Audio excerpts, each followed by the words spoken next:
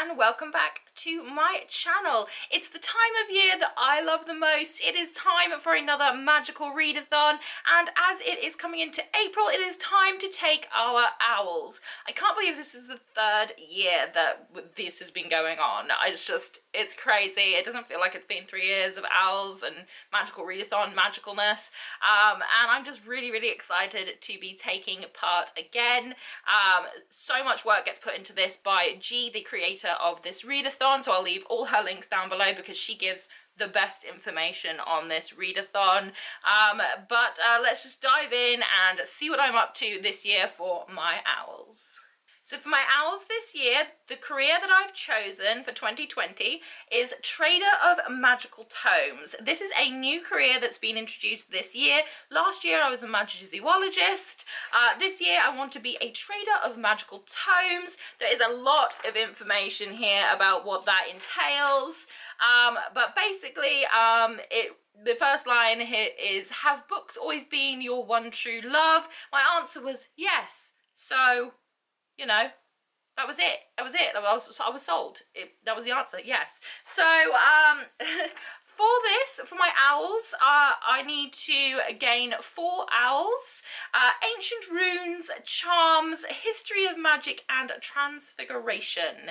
As per usual, I am going to push the boat out and try and do all 12 owls because I am a crazy person.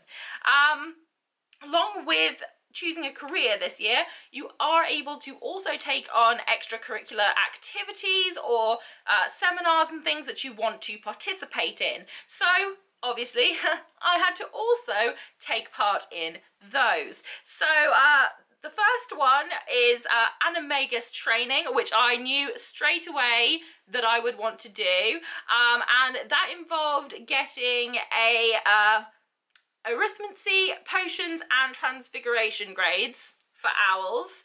I also decided that I would take on mer-people linguistics. I really do love learning new languages, things like that, so it just kind of it appealed to me. And for that you need to have a herbology owl, and I want to take on so many more as well, but then I was like, am I being a crazy person? So I agreed to myself 2 extras, animagus training and mer-people linguistics this time. So 2 extracurriculars along with my mandatories, because I thought about it and I was like, if I get too crazy, Newts is going to be insanity. So for owls, again, I need to do ancient runes, charms, history of magic, transfiguration for my Trader of Magical Tomes.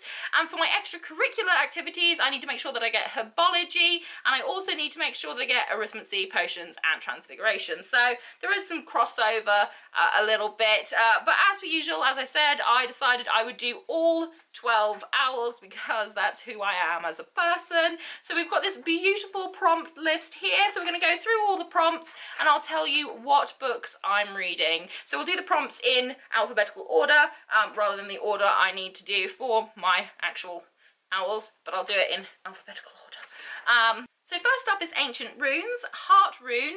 Read a book with heart on the cover or in the title. So for that I decided that I would be reading A Heart So Fierce and Broken by Brigid Kemmerer. This is the sequel to A Curse So Dark and Lonely, which I absolutely adored, and I knew that I really want to get onto the sequel, and I was just, other books kept kind of jumping in at me, so I was getting a little bit distracted, gotta be honest. So Heart So Fierce and Broken will be for my ancient runes.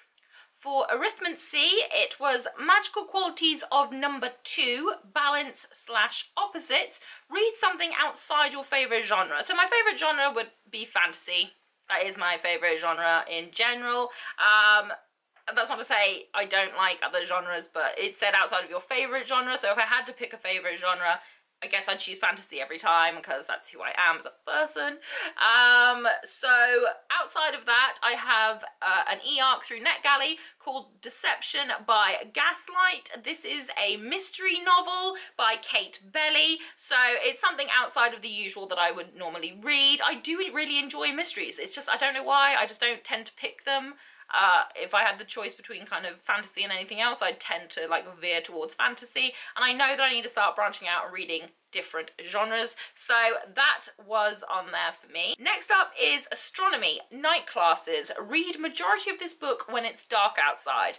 I'm quite lucky that we are coming into winter where I am, and because we are so far south, that does mean that it is dark a lot, and especially during April. I mean, it's slowly getting darker and darker now, but definitely towards April, it will get dark a lot. So it'll be dark. Sometimes the sun doesn't come up till 10 a.m. and then it's gone again by 4 in the afternoon. So we will have a lot of darkness, incoming darkness.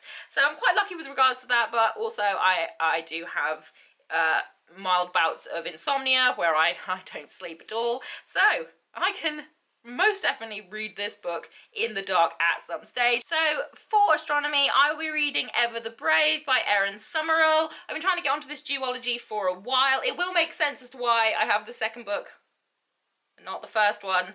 The first one I will be reading for a different prompt, so I am just doing the prompts alphabetically, but Ever the Brave will come after the first one, which will be for a different prompt. So Ever the Brave for astronomy. Care of Magical Creatures is Hippogriff's Creature with a Beak on the cover. So for that I chose Flame in the Mist by Renee Ade. I have not had a chance to read this again. It sounded something really, really cool and beautiful, and it does have a creature with a beak on the front, so that sorts out that prompt. For charms, it's Lumos Maxima, a book with white on the cover, and that's where Ever the Hunted comes in by Erin Summerall, so I will read this one first and then Ever the Brave, so I can read the duology all within the month of April. So that's fantastic. I'm very excited to be able to get this duology out of the way. Next is Defence Against the Dark Arts, Grindylows, book set at the sea or coast. And for that, I chose Scavenge the Stars by Tara Sim. This, I believe, is set at sea. I hope it's set at sea. It's got a lot of sea kind of features on it. It's got a ship. So I believe that it does have a lot of sea-relatedness to it. So Scavenge the Stars, and it also gets me my last backlog Owlcrate out of the way as well. Divination, Third Eye. Assign numbers to your TBR and use a random number generator to pick your read. So myself and my beautiful friend Caitlin, we assigned numbers to our books and then asked each other to pick a random number out of it rather than using a random number generator. So we picked books for each other, and it did make us laugh that we chose, the numbers that we chose corresponded to books that both of us had been wanting the other one to read, or that we'd both been hyped about. So for this choice, Throne of Glass by Sarah J. Maas. Caitlin is one of the biggest TOG fans out there in this world and has been begging me to read this for ages, and I haven't had a chance, and I'm putting it off and things like that, and things have come up. So I thought, you know what, I'll include it. There's no guarantee that she will pick this number, but she did. She did, and I don't know, like her soul knew or something. I don't know what's going on, but we're on opposite ends of the world and her soul knew. Next up is Herbology, Mimbless Mimbletonia. Title starts with an M. So I chose The Merciful Crow by Margaret Owen. I've seen a lot of hype about this series. Everyone is so excited about this book and about the sequel that's upcoming. So I just like that says give them fear, give them fire, give them fear. I love me some badass quotes. So this just seemed like a great thing to start for this month. History of Magic, Witch Hunts, book featuring witches or wizards. So I chose Toil and Trouble by Augustin Burroughs. This is all about a male witch who kind of doesn't believe in any of the supernatural and doesn't want to believe in any of the supernatural, even though he comes from a very long line of witches and he knows he is one, he just doesn't want to accept it. It's been touted as quite humorous, and I feel like with quite a lot of the heavy books that I have included in this month, for my owls, I think that something a little bit humorous would be quite nice. Up next is Muggle Studies, and the prompt is book from a perspective of a Muggle, so a contemporary. I'm not a huge contemporary fan. It's something that doesn't usually appeal to me. It used to, like when I was younger, loved it. Now that I'm older, I just want to escape reality because man, it's tough out there, bro. But I was sent a book by a publisher to check out, which is a contemporary, and it's called A Breakup Boot Camp by Beth Merlin. So, not my usual thing, but I was sent it by the publishers and they asked could I review it for them. So I was like, you know what, that fits a prompt. After that is Potions and Shrinking Solution, a book under 150 pages. For that I chose Deathstroke Volume 1, a glorious little graphic novel that I've been meaning to get onto, and it's so beautifully drawn. So I'm quite excited to be able to get onto that. And lastly, we have Transfiguration, Animagus lecture, book or series that includes shape-shifting. So for that, I chose Sea Witch by Sarah Henning. This is a retelling of The Little Mermaid, and it does have shape-shifting from being a mermaid to a human and back again, so forth. So I thought that counted as shape-shifting, and I have been meaning to get onto this book for a while, but I kind of went through this period where I was reading a lot of Little Mermaid retellings, and I was just like, I'm gonna have to save this for later on, but it fits the prompt and I am quite excited about it. So that was all 12 of the books that I hope to be reading during the month of April for my OWL examinations. I hope that you've enjoyed this video. If you're taking part, please let me know. If you're a fellow Hufflepuff, shout out, hey. So if you are taking part, please let me know. Please let me know what you're reading.